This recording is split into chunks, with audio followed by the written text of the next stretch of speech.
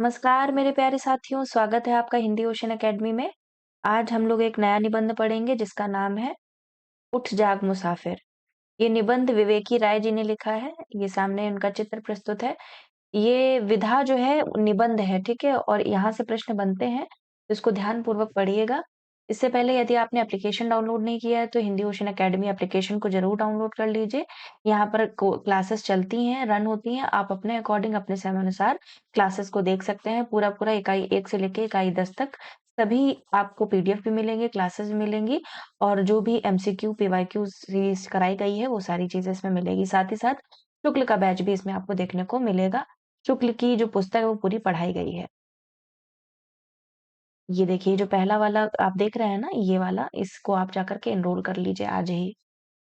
Latest आपके notes आए हुए हैं, हार्ड कॉपी नोट्स आपके घर पे पहुँचाए जाएँगे। यदि आप इनको ऑर्डर करते हैं, तो ये आपके लिए बहुत ही ज़्यादा हेल्पफुल होने वाले हैं और यहाँ पे जितने भी प्रश्न आपके बने हैं हाल-फिलहाल में, वो सारे ही प्रश्न इसमें ऐड कर दिए गए हैं। ठीक है? तो इकाई 3 से इकाई 1 से इकाई 3, इकाई 4 से इकाई 6 और इकाई 7 से इकाई 10। ये कॉपीज़ आपके घर में पहुँचेंगी। 7209973250 नंबर पर आप व्हाट्सएप करके सारी जानकारी प्राप्त कर सकते हैं। चलिए शुरू करते हैं विवेकी राय जी का निबंध उठ जाग मुसाफिर को पढ़ना। इनका जन्म सन 1924 ईस्वी में हुआ था। ठीक है, याद रखिएगा विवेकी राय जी का जन्म 1924 में उत्तर प्रदेश के गाजीपुर जिले में हुआ था। ये हिंदी और भोजपुरी भाषा के प्रसिद्ध साहित्यकार थे। गांव की माटी की सोंधी महक उनकी खास पहचान है। तो इसमें देखेंगे कि इनके ज्यादातर निबंध जो रचनाएं हैं वो उसमें गांव की जो मिट्टी है उसकी महक देखने को मिलती है। ललित निबंध विधा में इनकी गिनती आचार्य हजारी प्रसाद द्विवेदी, विद्यानिवास मिश्र और कुबेर नाथ राय की परंपरा में की जाती है। तो ललित निबंधकार की श्रेणी में आते हैं विवेकी राय। और कौन-कौन है? हजारी प्रसाद द्विवेदी जी हैं ललित निबंधकार। उसके बाद विद्यानिवास मिश्र, कुबेर नाथ रॉय और लास्ट में विवेकी राय। ये चारों ही आपकी निबंध जो ललित निबंध लिखा जाता है उसकी परंपरा में शामिल है। इनकी प्रसिद्ध निबंध कृतियां देख लीजिए कौन-कौन सी हैं। किसानों का देश 1956 ईस्वी, गांवों की दुनिया 1957, त्रिधारा 1958, फिर बैतलवा डाल पर 1962, जुलूस रुका है 1977, गवई गंध गुलाब 1980। बहुत इंपॉर्टेंट है, ये कई बार परीक्षाओं में पूछी गई है क्रम वाले प्रश्न में। नया गांव नामा 1984, आम रास्ता नहीं है 1988, आस्था और चिंतन 1991, जगत तपोवन सोगी 1995, वन तुलसी की गंध 2002, जीवन अज्ञात का गणित है 2004, उठ जाग मुसाफिर 2012। ठीक है, तो ये याद रखिएगा कि इसका प्रकाशन वर्ष 2012 है। ठीक है, उठ जाग मुसाफिर का। अब इसकी भूमिका, ये जो उठ जाग मुसाफिर निबंध है, इसकी भूमिका में क्या लिखते हैं विवेकी राय? लिखते हैं कि सभी लोग अपनी लड़ाइयाँ अपने अलग-अलग हथियारों से लड़ते हैं। लेखक शब्दों से लड़ता है। ठीक है? तो सब लोगों की लड़ाइयाँ अपनी-अपनी हैं और अपने हथियारों से लड़ते हैं, लेकिन जो लेखक है वो किससे लड़ता है? शब्दों से लड़ता है। उसकी सेना के सब कुछ है शब्द। इस प्रकार शब्द सेना के बल पर मेरी उठ जाग मुसाफिर कृति तैयार हो गई। जिसके पीछे एक संक्षिप्त संदर्भ है। कई बार चर्चाओं में बात आई कि ललित निबंध एक ठहरी हुई विधा है और इसमें अब ज्यादा कुछ करने की संभावना नहीं है। मेरे भीतर एक प्रबल संकल्प बनकर उठ गया। अवश्य ऐसा लग रहा है कि ललित निबंध ठहरी हुई विधा है, मगर यह ललित निबंधकार ठहरा हुआ नहीं है। कौन कह रहा है ये? विवेकी राय जी कह रहे हैं। कभी सुना होगा, कभी होता है ना, संगोष्ठी चर्चाएं होती हैं, तो कहते हैं कि सुनने में आ रहा है कि ललित निबंध अब ठहरी हुई विधा नहीं है। तो बता रहे हैं ललित निबंध ठहरी हुई विधा है, मगर यह ललित निबंधकार जो है वो ठहरा हुआ नहीं है। अगले 1 वर्ष के अंदर मैं 10 ललित निबंध लिखूंगा। तो ये जब भूमिका में लिख रहे थे, तो बताते हैं अगले 1 वर्ष में कितने निबंध लिखूंगा? 10। संकल्प तो भीतर प्रतिष्ठित हो गया, परंतु इस पकी हुई आयु में तरह तरह के रोग और गृह प्रपंचादि के भीषण दबाव के होते लगा कि काम बहुत कठिन है। भले वक्त पर याद आए पंडित विद्यानिवास मिश्र। एक बार उन्होंने कहा था, पराजय कभी मत स्वीकार कीजिए, हिम्मत करके आगे बढ़ो। इसने कहा था, ये बहुत इंपॉर्टेंट है, विद्यानिवास मिश्र का कथन है। विवेकी राय बताते हैं अपनी उठ जाग मुसाफिर की भूमिका में कि विद्यानिवास मिश्र ने एक बार उनसे कहा होगा कि पराजय कभी मत स्वीकार करो, हिम्मत करके आगे बढ़ो। रख दी गई सी कलम बल गई और फिर पूरी ऊर्जा के साथ चल पड़ी। आयु का 88वां पर्व। ठीक है, तो ये कितने साल के थे जब ये निबंध, ललित निबंध लिखने की ठानी थी? 88 साल के। आयु का 88वां पड़ाव आते-आते ईश्वर की कृपा से संकल्प पूरा हो गया। मतलब जब दसों निबंध लिख के तैयार हुए, तब इन्होंने बताया कि मेरी उम्र लगभग कितनी 88वां पड़ाव था उस समय। 10 ललित निबंध लिख गए जैसे-तैसे, नहीं सलीके के साथ, सजावट के साथ और संपूर्ण संतुष्टि के साथ। ये नहीं रचनाएँ साहित्य अमृत, साहित्य हिंदी की प्रतिष्ठित पत्रिकाओं द्वारा सादर प्रकाशित की गई। तो कहाँ पर ये प्रकाशित की गई थी? साहित्य अमृत सहित हिंदी के प्रतिष्ठित पत्रिकाओं में सादर प्रकाशित की गई, प्रशंसित और पुरस्कृत भी हुई। अब उन्हें पूरे विश्वास के साथ अपने प्रिय पाठकों के हाथों में सौंपते हुए हर्ष हो रहा है कि उन्हें भी मेरी ये नई रचनाएं जो उठ जाग मुसाफिर में संकलित हैं, संतुष्ट कर सकेंगी। यही इस कृति की संक्षिप्त भूमिका है। शेष अपनी रचनाओं या ललित निबंध के बारे में क्या कहूँ? रचनाएं स्वयं पाठकों से संवाद कर बहुत कुछ बताएंगी और यह भी बताएंगी कि लेखक का ध्यान रचनाओं में दो ही बिंदुओं पर रहा है। एक तो विचार चिंतन और दूसरा लालित्य। तो किन दो पर रहा है? लालित विचार चिंतन पे और लालित्य पे। जो कह सके ललित निबंध ठहरी हुई विधा नहीं है। ठीक है? तो यहाँ पर अपनी बात को पुष्टि करते हुए कहते हैं कि मैंने ये निबंध बहुत अच्छे सलीके से लिख दिया है और मैं अपने पाठकों को ये सौंप रहा हूँ और ये विचार चिंतन का ही एक रूप है और लालित्य इसमें समाया हुआ है। जो लोग बोलते हैं निबंध एक ठहरी हुई विधा नहीं है। विधा है उसको मैं ही जवाब देता हूँ अपने इस निबंध के द्वारा। ठीक है? चलिए, ये विवेकी राय बड़ी बाग गाजीपुर। उठ जाग मुसाफिर प्रख्यात साहित्यकार विवेकी राय द्वारा विचरित ललित निबंध है। इस संग्रह में 10 निबंध संकलित है। बहुत इंपॉर्टेंट है, इसमें कितने निबंध हैं? 10 निबंध, जो अपने कलेवर में जीवन और जगत के अनेक अनुभवों से परिपूर्ण है। तो कौन-कौन से निबंध इसमें संग्रहित हैं, ये देख लीजिए। मेरी दिनचर्या कुछ आयाम, नमो वृक्षेभ्यः, उठ जाग मुसाफिर, केना, ग्रीष्म बहार, ततः किम, तीन डंडिया चोट से उबरा समय और सवाल, चिंता भारत के उजड़ते गांवों की, गांव पर बनाओ गांव में, सवाल जीवन का इत्यादि। ठीक है? तो ये 10 निबंध हैं जो कि संग्रहित है उठ जाग मुसाफिर निबंध संग्रह में। ठीक है? उठ जाग मुसाफिर निबंध में एक अद्भुत कथात्मक लय दिखाई देती है। ऐसा लगता है कि अपने जीवन की इस लंबी यात्रा के अनुभव के हर क्षेत्र को इस निबंध में रचनाकार ने निचोड़ कर रख दिया है। इससे पढ़ते हुए सहानुभूति और सहानुभूति सवाल भी सामने आ जाता है। अब इसकी समीक्षा देख लेते हैं इस निबंध की। इस निबंध का प्रारंभ लेखक का मास्टर साहब जगदीश बाबू से मिलने जाने को घटना से होता है। तो मतलब जो लेखक हैं, वो अपने मास्टर साहब से मिलने जाते हैं जिनका नाम जगदीश बाबू होता है। वहां जाते वक्त लेखक यह कल्पना कर रहा था कि मास्टर साहब हमेशा की तरह तन-मन से पूर्ण स्वस्थ होंगे तथा पूर्ववत हँसी-खुशी मिलेंगे। लेकिन वहां पहुंचकर देखते हैं कि मास्टर साहब तो बुढ़ापे की जर्जर स्थिति से गुजर रहे हैं तथा अस्वस्थ हैं। अभी 1 वर्ष पहले ही लेखक जब उनसे मिला था तो वे स्वस्थ थे। लेखक को आश्चर्य होता है कि कैसे 1 वर्ष में ही जगदीश बाबू को बुढ़ापे ने भयंकर रूप से घेर लिया है।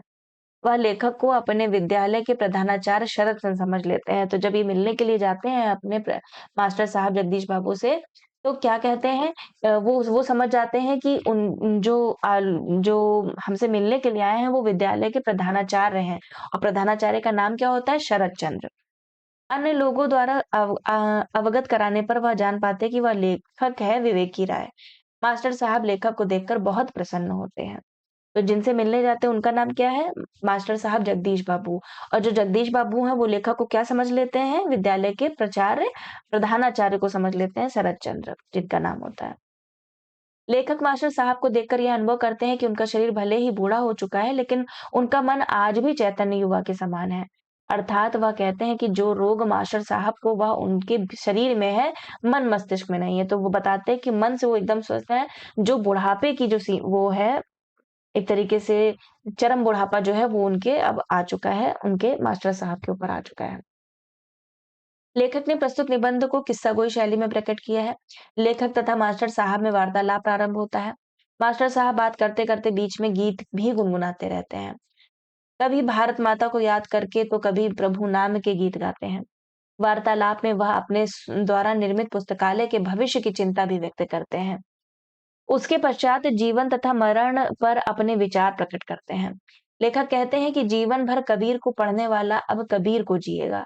अर्थात मास्टर साहब का संपूर्ण जीवन जिस कबीर की वाणी को पढ़ाते-पढ़ाते बीत गया, अब वही मास्टर साहब कबीर की वाणी का अनुसरण करते हुए दिखाई दे रहे हैं। ऑब्वियस सी बात है जवानी में जो पढ़ा, जो किया वही चीज़ अब बुढ़ापे में कर रहे हैं।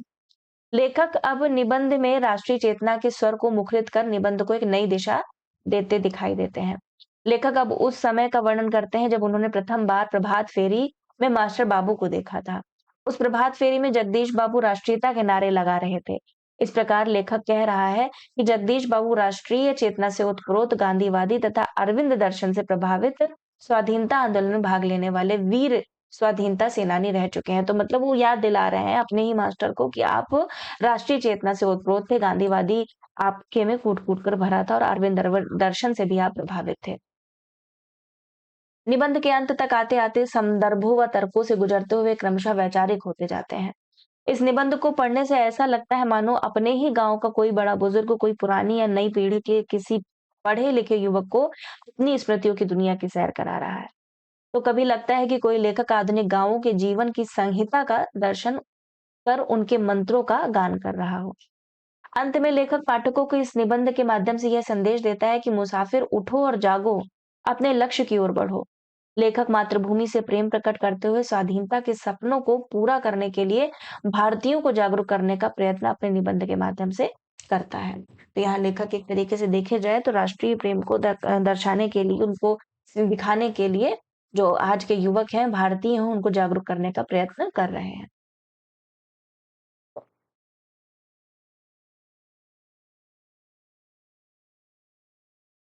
जो इसके मुख्य उद्धरण आए हैं, उनको पढ़ लेते हैं। ठीक है? इस निबंध में जो महत्वपूर्ण लाइन थी, जो कथन थे, वो मैंने यहाँ पे नोट कर लिए हैं। प्रश्न सुनकर मास्टर साहब अर्थात जगदीश बाबू को चिरपरिचित मुक्ताहास बिखर गया और आधा उत्तर तो प्रश्नकर्ताओं को जैसे इसी में मिल गया कि यह भी कोई प्रश्न है। तब ऐसा लग रहा था जैसे दिनकर की कविता पंक्तियां आकर खड़ी हो मास्टर साहब के पक्ष में गवाही दे रही हैं। जवानी की आंखों में ज्वाला होती है, बुढ़ापे की आंखों में प्रकाश होता है। और यही कारण किसकी पंक्ति है? जवानी की आंखों में ज्वाला होती है, बुढ़ापे की आंखों में प्रकाश होता है। नोट कीजिएगा, दिनकर जी की पंक्तियां हैं ये, रामधारी सिंह दिनकर। और यही कारण है कि जवानी संचय होती है, बुढ़ापा दान होता है, जवानी सुंदर होती है, बुढ़ापा महान होता है। बूढ़ों के साथ लोग कहाँ तक वफा करें, लेकिन ना आती मौत तो बूढ़े भी क्या करें।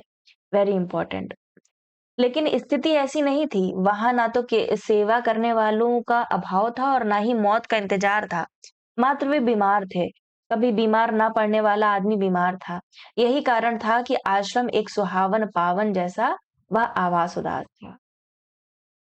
खुले हुए ऊंचे निरोग जैसे स्वर की ठनक तो वही थी, पर उसका आत्मविश्वास से पूर्ण पहले जैसा स्वाभाविक ताप नहीं था और ठंडापन छिप नहीं रहा था। सामने वाला चकितकारी सत्य बहुत आहत कर रहा था। 1 साल के भीतर ही यह क्या हुआ? क्या सचमुच बुढ़ापा अचानक धमक कर चकित कर देता है कि अरे यह क्या हुआ? राष्ट्रीय स्तर के एक विद्या मंदिर के इस तेजस्वी शिक्षक गांधीवादी चिंतन और जीवन शैली में आजीवन रसे बसे सदाबहार स्वास्थ्य के लिए प्रसिद्ध ग्राम मनीषी तथा सुरुचिपूर्ण सुवेश में सदा साहस सदा साहस मिलने वाले इस समाजवेदी को ऐसे बेहाल कैसे देख रहा हूँ। लेकिन बेहाल कैसे? संभवतः यह नियति और जिजीविषा का संघर्ष है। अभी यात्राएं करनी है, पुस्तकालय के भविष्य को संवारना है। इस बुद्धिजीवी के भीतर कोई कवींद्र दीपित दिख रहा है।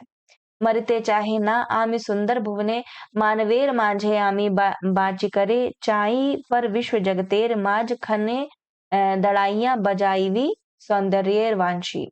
मकान जर्जर होने से क्या, मकान मालिक जवान है, वह इस सुंदर संसार को और सुंदर बनाने के लिए जिएगा। जो पंक्ति है ना, पूछी जा सकती है, बंगला की है तो ऐसा नहीं करिएगा कि आवारा मसीहा कर दीजिएगा। विवेकी राय जी की निबंध उठ जाग मुसाफिर से ये पंक्तियां उद्धृत हैं, याद रखिएगा। माता बिन आदर कौन करे, बरखा बिन सागर कौन भरे, राम बिना दुख कौन हरे। वही मुद्रा, वही अधमुखी आंखें, वही निर्भाव में चौकी पर लेटे-लेटे बोलना, जैसे किसी और से नहीं स्वयं से बोल रहे हैं। आत्मलीन आत्मसंबोधन। यह एक निराला संदर्भ है। सत्य है कि रेत सा तन ढह गया है। ये पंक्ति किसकी है? निराला जी की पंक्ति है। मगर किसका? वह जो एक कल्पित नाम रूप है, क्या उसका जिसके लिए वह मैं का प्रयोग करता है? नहीं, मैं अलिखित है। यही कवि कह गया है वह अलक्षित है। यह जो दिखाई पड़ रहा है, जो अगणित बंधनों में जकड़ा है वह नहीं है। गुण और संस्कार ही नहीं, अपना यह ओढ़ा हुआ व्यक्तित्व, कल्पित संबंध और अर्जित ज्ञान भी महामारक बंधन। तो अब यह परम पुरुषार्थ देखो, यह निर्बंध असंग पुरुष इस बंधे हुए पुल से गुजर जाने के लिए उद्यत है। यह कारण है कि जीवन भर गांधी, अरविंद, राधा कृष्णन और कबीर आदि से लेकर दिनकर पंत प्रसाद, प्रेमचंद और हजारी प्रसाद आदि को पढ़ने वाला श्रम को पढ़ रहा है। अपना दीप, अपने आप, अपना जिया, अपना वेद, अपने अनुभवों की राशि विपुल पुराण। बीच-बीच में यहाँ पर जो विवेकी राय जी हैं वो कुछ पंक्तियाँ भी इसमें बताते हुए चल रहे हैं, किसी दूसरे के द्वारा बताई हुई, है ना? किसी दूसरे लेखक की उद्धृत पंक्तियों को यहाँ पर ज़िक्र करते हैं विवेकी राय जी। बीमार अर्थात रोगग्रस्त, अस्वस्थ। अभी कुछ माह पूर्व तक आँख, कान, दिल, दिमाग, चलना-फिरना, हँसना-बोलना, खाना-पीना और व्यावहारिक जीवन जीना दुरुस्त था। तो समझ लीजिए तंदुरुस्त हैं। वह तन अब दुरुस्त नहीं है, उसके अंग काम नहीं करते हैं। कोई भी व्यक्ति तन नहीं है, वह उसके भीतर उसका संचालक नियामक बनकर बैठा है। उसी में स्थित होना, अपने स्व के साथ होना, स्वस्थ होना है। जो स्वस्थ होगा वही शांत होगा, निर्माण मोहा होगा, निर्द्वंद निश्चेष्ट होगा, बेपहचान होगा और वही बोल सकेगा माता बिन आदर कौन करे। वही मुद्रा, वही अधमुखी आंखें, वही निर्भाव भाव में चौकी पर लेटे-लेटे बोलना, जैसे किसी और से नहीं, स्वयं से बोल रहे हैं। आत्मलीन, आत्मसंबोधन। स्वतंत्रता संग्राम के दिनों में लोग एक गीत गाया करते थे। कौन सा गीत गाते थे स्वतंत्रता दिवस में? हम दीवानों की क्या हस्ती है, आज यहाँ कल वहां चले, मस्ती का आलम साथ चला, हम धूल उड़ाते जहां चले। और अब लगता है उसी गीत की अंतिम पंक्तियों को ये जी रहे हैं। क्या जी रहे हैं? अब अपना और पराया क्या, आबाद रहे जीने वाले, हम स्वयं बंधे थे और स्वयं ही सारा बंधन तोड़ चले। अरे! हम भारतवासी कितने सौभाग्यशाली और हमारी संस्कृति कितनी समृद्ध है कि आदर, प्यार, दुलार सहित जीवनदात्री हमारी माताओं की विस्तृत सूची है। गंगा, गीता, गायत्री और धरती सहित अनेक देवी-देवताओं की अधिक पवित्र संज्ञाएँ माता शब्द से जुड़ती हैं। जन्मदात्री भौतिक माता से कुछ अधिक ही भावात्मक संबंधों वाली माताओं के स्मरण में रोमांच देखते हैं। भौतिक जीवन की माताएं कुमाता भी हो जाती हैं। इस 20वीं-21वीं शताब्दी का आधुनिक दौर इस संदर्भ में बहुत कुख्यात हुआ, परंतु भावात्मक संबंध वाली माताओं का स्नेह कोष सुपुत्रों के लिए कभी रिक्त नहीं होता। उनका आदर, अवदान और आशीर्वाद बहुत ही शक्तिशाली होता है, साथ ही अकृत्रिम, सहज और निस्वार्थ। भारत माता के प्रति भक्ति, समर्पण और सेवा भाव की तरंगों ने एक तिरंगा इतिहास रच दिया। लिखा सुना नहीं, वह सब आंखों देखा सच है। समस्त भूगोल, इतिहास और पुराण से जुड़ी माताएं जन्मदात्री माँ सहित एक भारत माता के भावों में तब समाहित हो गई थी। वंदे मातरम। क्या पता मास्टर साहब उसी माता की सुधि में अलग जा रहे हों। माता बिन आदर कौन करे। आत्म जागरण बनाम राष्ट्र जागरण। गीत की प्रथम कड़ी का भाव प्रवाह दोनों ओर है। कौन सी गीत की कड़ी है? आत्म जागरण बनाम राष्ट्र जागरण जो है वो गीत का प्रवाह कुछ इस प्रकार से है कि उठ जाग मुसाफिर भोर भई, अब रैन कहाँ जो सोवत है, जो सोवत है सो खोवत है, जो जागत है सो पावत है। किस प्रकार का गीत है? जागरण बनाम राष्ट्र जागरण। ठीक है, इंपॉर्टेंट है। एक निराला कवि है जो इस बात पर तड़प रहा है कि सिंहों की मांद में आया है आज से यार।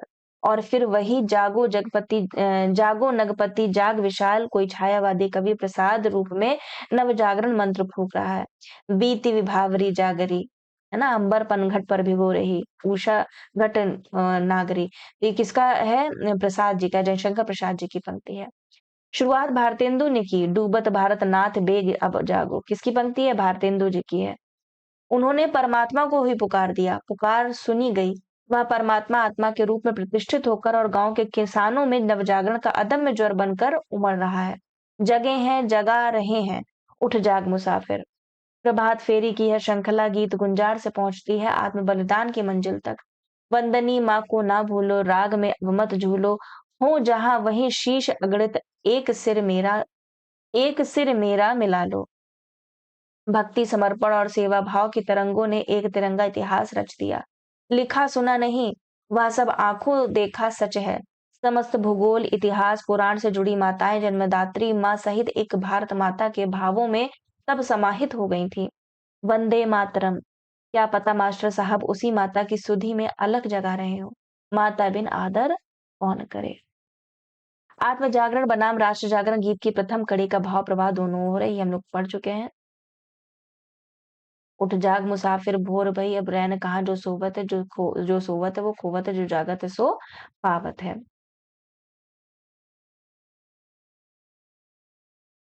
वेदिनी भारत माता स्वतंत्र हुई, परंतु उस त्यागी बलिदानी और आजादी की दीवानी पीढ़ी पुत्रों के सपने कहाँ पूर्ण हुए। अब तो भारत माता का नाम लेना भी गुनाह जैसा। उस नाम का सारा रोमांच वोट तंत्र के बुलडोजर में चपक कर चूर-चूर हो गया। समर्पितों में से कुछ कुंठित ही मर खप गए। कुछ पथभ्रष्ट हुए ऐसे कि देश की को कांटों से बचाते-बचाते फूलों की मालाओं में डूब गए। कुर्सी कमाई, पार्टी प्रॉपर्टी और लोकतंत्र बनाम धनबल, तंत्र बाहुबल, तंत्र अंधे युग के भ्रष्टाचार भक्त गा बजाकर नाच रहे हैं। अब मैं नाचो बहुत गोपाल, चोर मचावे शोर। तब मास्टर जैसा व्यक्ति अब क्या बोले? किस सोए देश को जगाए? अब मान ले पुस्तकालय उसका भारत है। अंधेरी रात के बाद प्रकाश को आना ही है, तब वह घर लौटे माता बाट देख रही है। एक मंत्र है सुमिरन भजन और कीर्तन है, जीवन साधना का सार है। बुद्धि विका कुंठा नाथ समाप्त्यामुक्तयः। अब आश्रय नहीं तुम्हारा परमाश्रय चाहिए। संसार का आश्रय हार है और परमाश्रय जीवन की जीत है। Important, very important. संसार का आश्रय हार है और परमाश्रय जीवन की जीत है। बस अब शरण दो माता, एक मम स्पर्शी पुकार है। अंतिम परीक्षा की घड़ी में वाल्मीकि की सीता जी ने पुकारा था, माधवी देवी विवर दातुमर्हति। पृथ्वी माता मुझे अपनी गोद में स्थान दे। माता का आदर मिला, वे उत्तीर्ण हुई। माधवी देवी विवर दातुमर्हति, तो मतलब होता है ना, सीता माता बोलती है ना कि जब उनके ऊपर लांछन लगाया जाता है, तो अपनी सतीत्व को बताने के लिए वो कहती हैं, धरती माता अपने मुझे, मैं अगर पवित्र हूँ तो मुझे अपनी गोद में समा लो, है ना? तो वही कह रही, माता का आदर मिला और वे उत्तीर्ण हो गई। कौन? सीता जी। स्वयं दुखी ना होना और दूसरों को दुखी करना बड़ी बात है। ऐसी विजेता की स्थिति अंत के दिनों में उसी भाग्यवान को प्राप्त होती है जो जीवन में कभी हार नहीं मानता और सर्वजन हिताय उद्देश्य निष्ठ आदर्श जीवन जीता है। यह अंतकाल भीहड़ कसौटी है। बड़े-बड़े ज्ञानी, ध्यानी और जग सेवी यहाँ आकर टूट जाते हैं। शायद जीवन में बाहर कुछ और और रहा और भीतर कुछ और। जब बाहर का संसार बेहाल हुआ तब वह सब जो रहा भीतर बकवासी प्रपंच सूप में उछल आया। विचारों का बुहारन कूड़ा करकट, उसमें की साफ सुथरी सात्विक और सुवासित अभिव्यक्तियां व्यक्ति के जीवन व्यापी ऊंचे सोच और उत्कृष्ट चिंताभ्यास की फलश्रुति होती है।